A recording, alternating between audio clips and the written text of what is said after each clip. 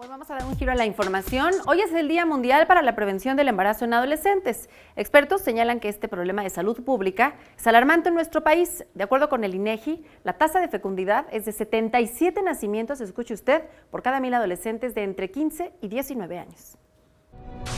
México ocupa el primer lugar en embarazos en adolescentes de entre todos los países de la Organización para la Cooperación y el Desarrollo Económicos. De acuerdo a las estadísticas, el país registra una tasa de fecundidad de 77 nacimientos por cada 1000 adolescentes de entre 15 y 19 años.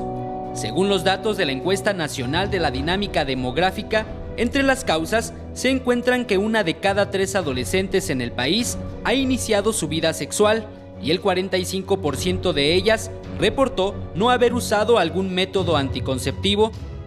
Creo que la sociedad mexicana de manera tradicional ha visto la actividad sexual fuera del matrimonio como algo pecaminoso, como algo no aceptado por la sociedad, y creo que este tema de cultura ha pesado mucho en la falta de acercamiento de las mujeres a las instituciones de salud.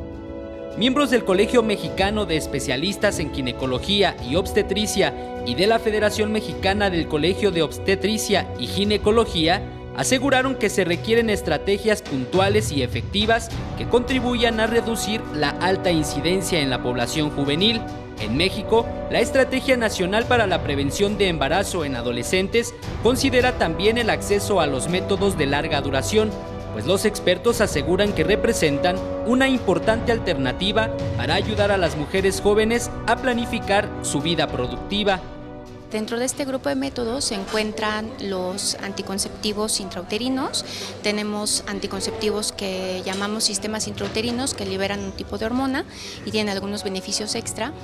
Hay algunos anticonceptivos que se pueden colocar también en la cara interna del brazo y tenemos los anticonceptivos intrauterinos que no contienen hormonas. Para reducir los casi 390,000 nacimientos que anualmente se presentan en adolescentes mexicanas menores de 19 años, es fundamental también que los médicos brinden asesoría de calidad en salud sexual y reproductiva. Con imágenes de Libe Rodríguez, Eric Pinto, 21 Noticias.